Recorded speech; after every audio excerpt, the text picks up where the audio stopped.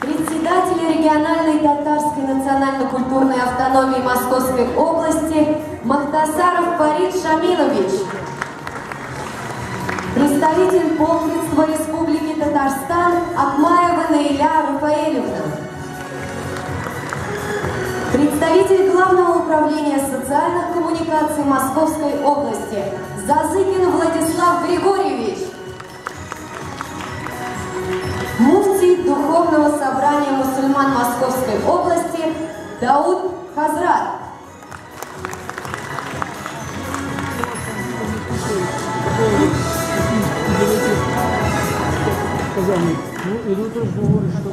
Дорогие друзья, дорогие участники сегодняшнего прекрасного события, большого национального проекта, который мы сегодня реализуем в нашем Коломенском городском округе. От лица главы городского округа Дениса Юрьевича Лебедева передаю вам искренние слова добрых пожеланий, которые адресованы всем вам, от мала до велика. Для того, чтобы мы были едины, для того, чтобы мы понимали друг друга, для того, чтобы мы слышали друг друга, нам надо собираться вместе и говорить. Говорить на разных языках, чтобы действительно многообразие голосов соединялось в единый народ, который живет в такой богатой и большой стране, называемой Россией. Сегодня вы видите сзади у нас на прекрасном светодиодном экране проект называется «Молодежь. Многонациональное достояние России». Но я хочу вам сказать, что сегодня на этом празднике присутствуют помимо уважаемых и почетных гостей и приглашенных гостей ветераны Великой Отечественной войны, имеющие прямое отношение к тем событиям, о которых пойдет сегодня речь на мероприятии. И я прошу дать свет в зале, потому что на первом ряду в качестве уважаемых людей Коломны я вижу прекрасного человека, который прошел войну, будучи молодым юношей, человеку, которому 22 марта исполняется 100 лет. Участник «Великой мечты» Загорский Яков Львович, повернитесь к людям, поприветствуйте живую историю нашей страны, живого свидетеля то, что объединяет большое государство Россия. Муса Джалил воевал на фронте и своими стихами, и с оружием в руках. 161 герой Советского Союза татар воевали на фронтах войны. И мы отстояли нашу победу, потому что великий народ тогда Советского Союза, 180 наций и народностей воевали плечом к плечу. Мы освободили всю Европу, весь мир от фашизма. И вот поэтому очень важно, чтобы молодежь знала об этом. Мы 75 лет живем в мире и согласии, нет войны. От имени полпредства Татарстана вручал медали, посвященные 110-летию со дня рождения Мусы Джалиля. Вообще, начиная с главы района и кончая музеем и так далее. Я был в Берлине, тюрьма Плицельзе, где казнили Мусу Джалиля и его соратников.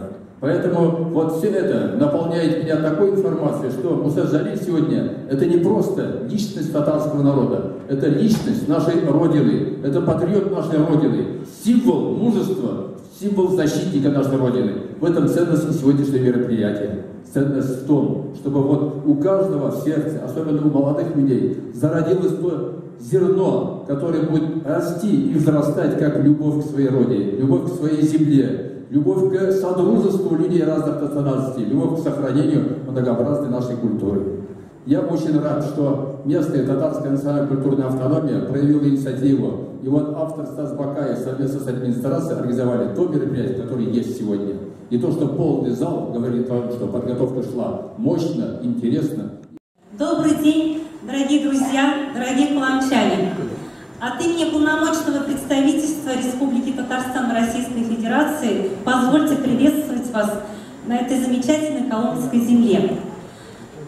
Вы знаете, очень хорошо, что по всей России проходят такие джалилевские чтения, конкурсы, какие-то замечательные такие мероприятия. Я сейчас хочу сказать, что вот взрослое поколение, мы учились по советским учебникам, и у нас больше информации, поэтому я хочу вам, вот именно молодому поколению сказать, что да, Муса Джалиль – это великий сын татарского народа.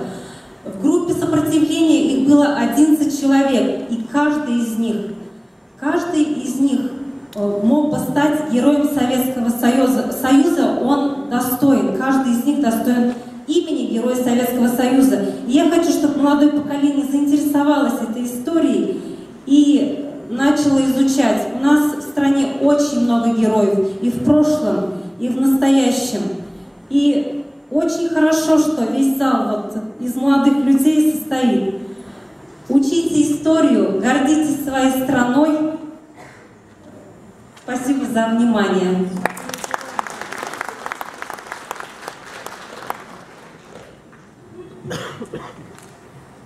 Ассаламу алейкум ва рахматуллахи ва баракатух. Мир вам и благословение Всевышнего, уважаемые друзья. В первую очередь хотел бы поблагодарить организаторов этого мероприятия, в частности, администрацию города Коломна во главе с Лебедевым Денисом Юрьевичем, национальную татарскую автономию города Коломна, в частности, Дамира Беляловича, за организацию этого очень важного мероприятия. Ведь оно является очередным напоминанием о том, какой ценой нам досталась Великая Победа. Ценой решимости погибнуть ради своей Родины. И Муса Джалиль является одним из ярких тому примеров. Выдающийся татарский поэт, герой, как и многие другие герои Великой Отечественной войны, он осознанно заплатил своей жизнью ради этой победы. Он осознанно заплатил своей жизнью ради того, чтобы наш многонациональный народ остался свободным. И сегодня, глядя, как в этом зале, в мире, дружбе и согласии собрались представители разных национальностей, разных вероисповеданий, мы вновь можем смело заявить о том, что его подвиг, как и подвиги других людей, не были напрасными и навсегда останутся в нашей памяти. Мы молим Всевышнего Творца о том, чтобы небо над нашими головами было всегда мирным, спокойным и ясным. Пусть Он своим могуществом хранит каждого из вас и каждого из ваших близких. Большое спасибо. Над окою светлоокой чаек свист, да птичий хор. За долинами востока открывается простор, храмы, древние иконы. Средь медовой тишины с колокольным перезвоном охраняют предков сны. Град у древнего истока, широтой души своей, ждет радушно у порога дорогих ему друзей над окою вереницей колокольный перелив.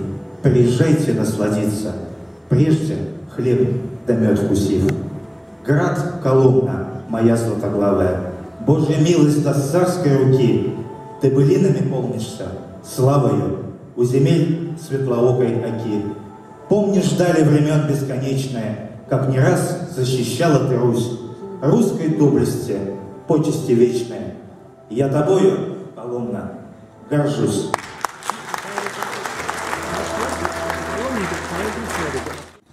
Сердце с последним дыханием жизни выполнит твердую клятву свою. Песни всегда посвящал я отчизне. Ныне отчизне я жизнь отдаю. Песня меня научила свободе. Песня борцом умереть мне вели. Жизнь моя песней звенела в народе. Смерть моя песней борьбы прозвучит.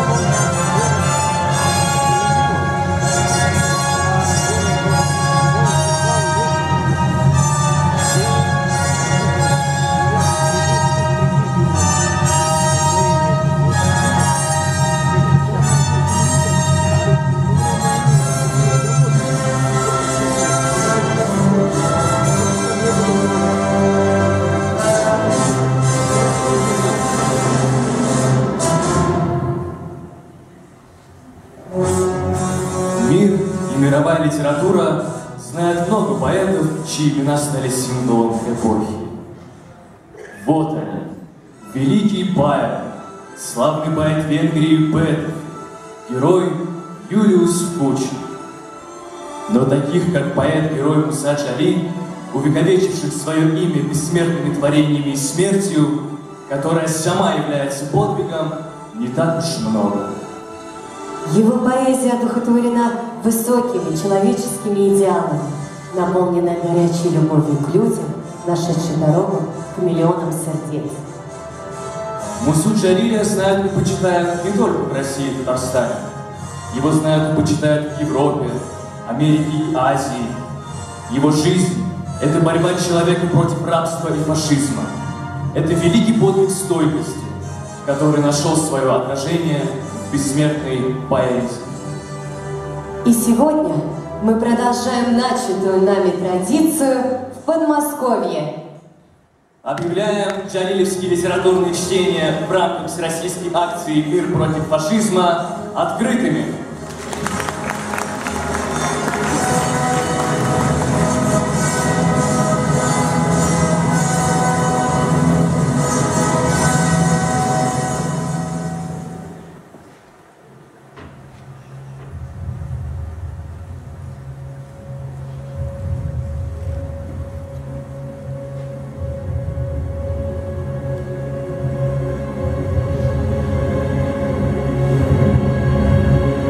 Сердце разрывается от боли. Как мог творить поэт в неволе? Любовь отчизне передать и завещать стихи потомкам. Листаю пожелтевшую тетрадь стихов застенков моабитских, родных, до боли сердцу близких. Тех строк, наполненных любовью, застывшие на щеке слезою, в оковах тяжких жизни тленной писал поэт самозабвенно, к борьбе народа призывая, к свободе волю поднимая, и за отчизну умирая. Осталась песня недопетой и недописаны стихи. Остались мысли без ответа о ненависти и любви. Стремление и воля к жизни, любовь и преданность отчизне остались в этом человеке. Он для потомков вновь живой, достиг бессмертия навеки. Муса Джалиль. Поэт, герой.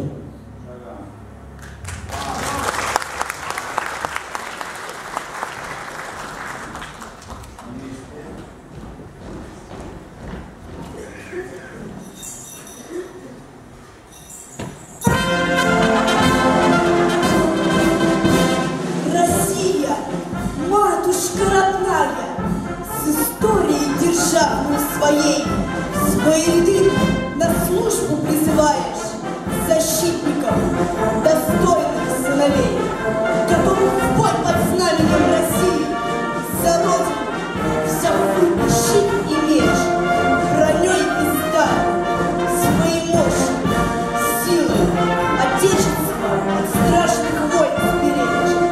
Мы доверяем вам хранить свою отчизну.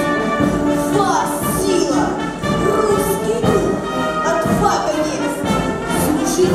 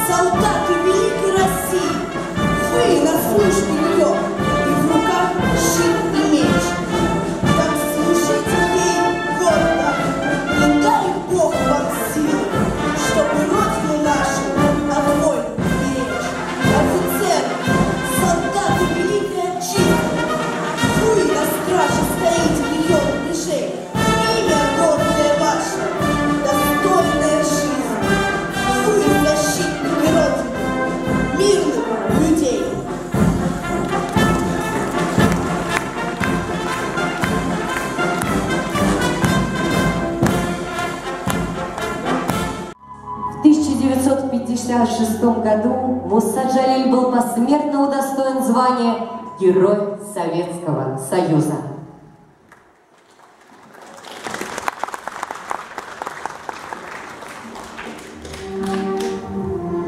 Вся творческая деятельность легендарного татарского поэта Мусы Джалиля была наполнена яркими событиями его жизни.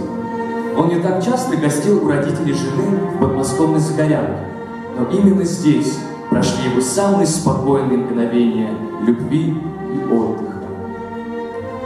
В день осенний с кем-то на свидание ты пойдешь тревожно и легка, не узнав, как велико страдание хрустнувшего под ногой цветка. Вот что вспоминает его жена Амина Джалиль. Утро Мусы начиналось с зарядки. Двухпудовая гиря в его руках теряла внушительность и казалась игрушечной. У него были гантели, и каждое утро он упражнялся с ними довольно долго, явно ощущая радость от своей неутомимости и силы.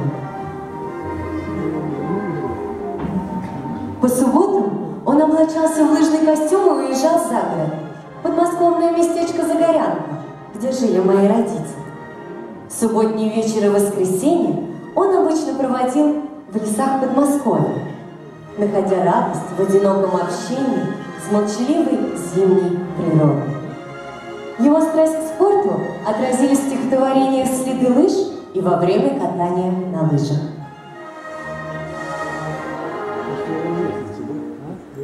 Нередко Муса катался на лыжах в одной майке. Он не боялся зимы и как бы бросал ей дружеский вызов. Под зимним солнцем его мускулы отливали густым летним загаром и как будто успевали еще немного загореть.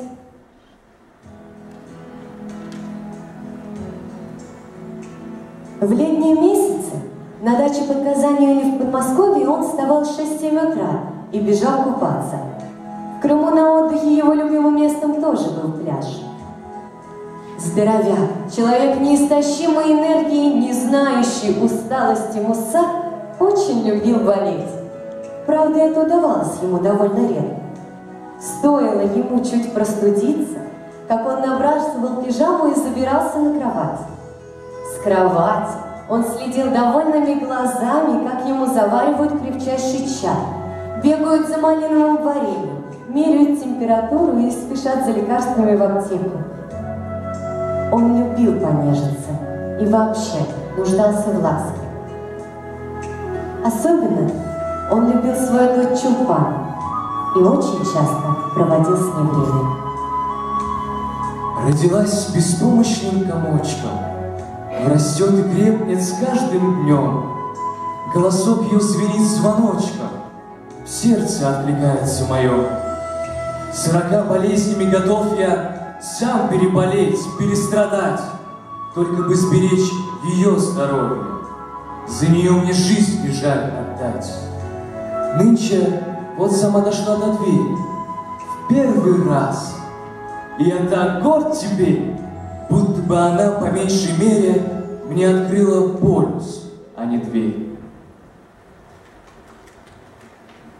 7 предвоенных лет, наиболее творческих лет Мусы, мы прожили очень дружно, согласен. Чулпан доставляла нам обоим много радости. Уход за ней, бесконечно любивший ее Муса, превращал в веселый и занятный путь. Нашему счастью, казалось, не будет конца. Джалиль был очень тонким, чутким, и рифы, встававшие на нашем пути, обходили с нами довольно легко. Беззаботности и счастливо окрыленной жизни во многом способствовал и характер Мусы. Жизнерадостный, неутомимый, он любил посмеяться, пошутить, любил веселые компании, долгие вечерние беседы.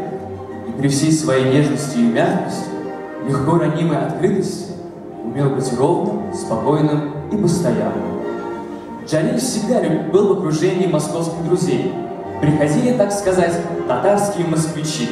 Махмуд Максуд, Ахмед Файзи, Латыф Хамиди, студийцы, наезжали казанцы, Гази Гашар, Хасан Туфан, Ахмед Исхак, Сибгат Хаким, заглядывали и другие. Словом, почти все татарские литераторы. Иногда всей гурьбой отправлялись в кафе и засиживались там до глубокой ночи. Играли в шахматы, выпускали общими усилиями маленькую газету, помещали в ней шуточный экспромт. Джалиль любил друзей и никогда не испытывал в них недостатка.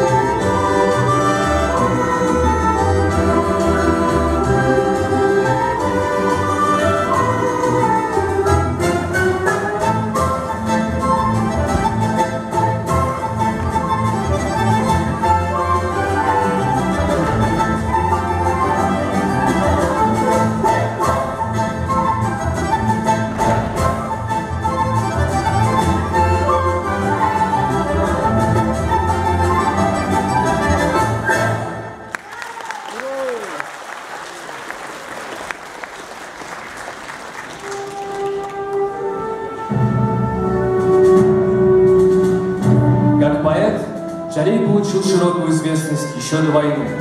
Союз писателей характеризовал Мусу как большого и талантливого поэта, одного из ведущих писателей республики. Особо отмечаются его патриотические стихи, написанные в первые дни войны.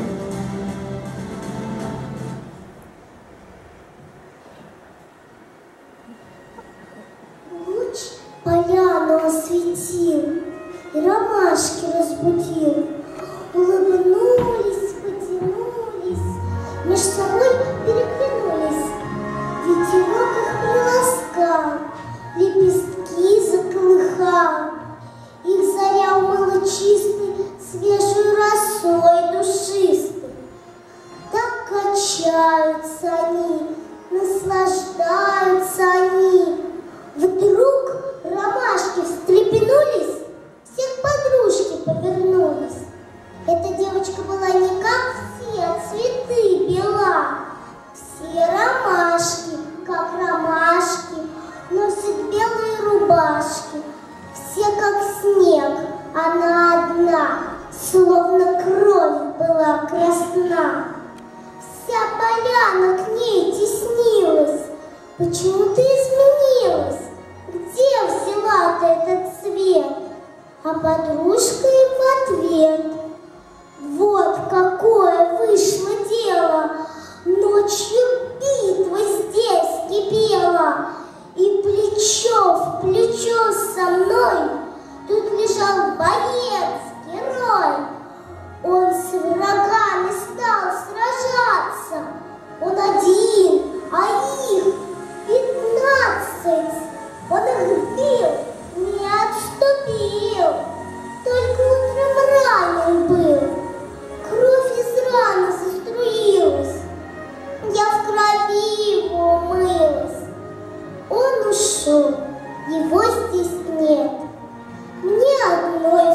встречает рассвет.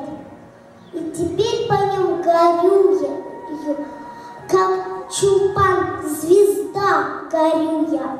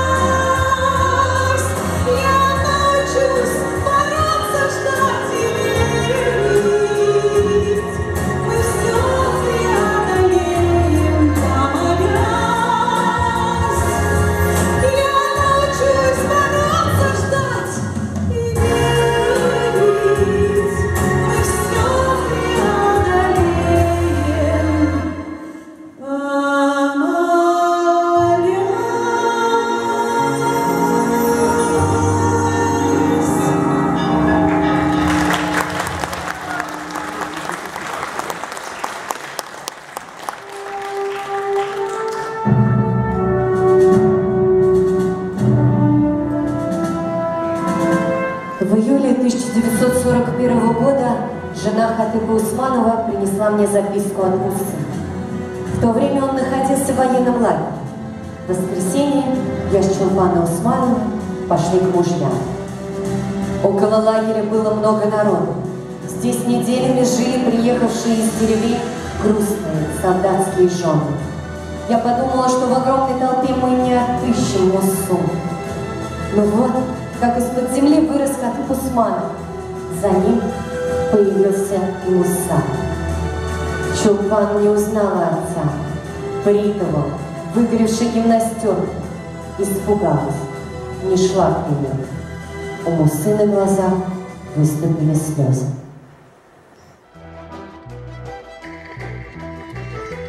Thank you.